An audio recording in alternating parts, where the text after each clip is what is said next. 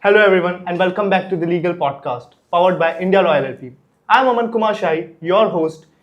Today we are talking about Supreme Court judgment in the case of K.S. Mehta versus Morgan Securities and Credit Private Limited that talks about the liability of our directors under Section 138 of Negotiable Instrument Act 1881 for dishonor of check. It deals with the check dishonor cases, criminal liability, and a question many people ask you: can you be dragged into a criminal case just because you are a director? To break down in a simple and a practical way, I am joined by Mr. Sanjay Rego, a seasoned counsel who specializes in criminal law and white collar crime. Sanjay, great to have you on the show. Thanks, Aman. Really happy to be here. So, Sanjay, before starting, let's start at the very beginning. For someone who had not read this judgment, what was this judgment actually about? So, in simple terms, this was a check dishonor case filed under Section 138 of Negotiable Instrument Act. A company had issued a checks which were subsequently dishonored. The complainant initiated criminal proceedings not only against the directors but also against the company. So now they had made the directors as a party under Section 141 of Negotiable Instrument Act, which deals with the offences committed by the companies. The twist here was that the directors who approached the Supreme Court were non-executive directors. They weren't signing the checks, they weren't handling the finances, or nor they weren't involved in any daily operations. Yet they still face the criminal proceedings against them. Correct. So then they were made accused solely because their names appear on the board of directors without any specific allegation explaining their role in the check transaction or the alleged offence. This is where the Supreme Court judgment is extremely important. What did the court say? The Supreme Court was very clear that the criminal liability is not automatic. The court said that Section 138 of Negotiable Instrument Act is a penal provision, which means it has to be interpreted strictly. If you want to prosecute a director, the complaint must clearly say that how the director was in charge of and responsible for the conduct of the business of the company, 1, what role the director played in the transaction, 2, and how such role connects the director to the alleged offence under Section 138 of Negotiable Instrument Act. In simple lines saying the accused is a director and responsible for the company is not enough.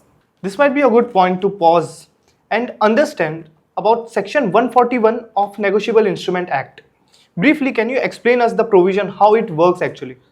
Certainly, Section 141 of Negotiable Instrument Act creates a concept known as vicarious criminal liability. So, it states that when a company commits an offence under Section 138 of Negotiable Instrument Act, every person who at the time of the offence was in charge of and responsible for the conduct of the company's business can also be prosecuted. However, the Supreme Court has consistently held that vicarious liability under criminal law is an exception. It cannot be presumed and it must be specifically pleaded and demonstrated. Simply holding the designation of a director does not satisfy the statutory requirement of being in charge of and responsible for the conduct of the business. The judgment also seems to be very much aligned with the framework of Companies Act 2013. Correct. So, under the Companies Act 2013, we have different categories of directors. 1, executive director including managing and the whole-time directors. 2, non-executive directors, then independent directors and nominee directors. Executive directors are usually involved in day-to-day management, while non-executive directors and independent directors primarily perform an oversight and governance role as contemplated under Section 149 and 166 of Companies Act.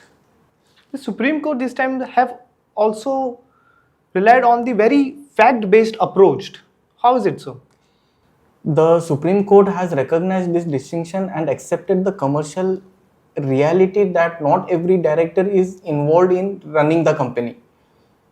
So that's actually, it's very important that the Supreme Court has recognized that non-executive directors are primarily there for oversight and governance and not for running the company on the day-to-day basis. In the case, the court even looked at ROC filings and statutory records 1, and corporate governance and disclosure documents, remuneration details, including the fact that these directors were paid only as a sitting fees and not managerial remuneration. All of this demonstrated that the directors were not involved in the financial decision making or check issuance. As you rightly said earlier, the court applied the principle of substance over form. That's a huge relief for many professional and board members. The court also clarified that mere attendance at board meetings or participation in high level discussions does not automatically translate into control over financial affairs or responsibility for the check transaction. So the court looked beyond the label and focused on actual involvement of the directors or the signatories, or we'd say the actual person who was criminal, who would have the criminal liability on him. Exactly, substance over form. The Supreme Court quashed the criminal proceedings against the non-executive directors. It held that allowing prosecution to continue would amount to an abuse of criminal process. An essential legal requirement under Section 141 of Negotiable Instruments Act were not satisfied then. Before we wrap up, why is this judgment such a big deal? Because it sends a clear signal. Criminal law cannot be used as a pressure building or recovery mechanism.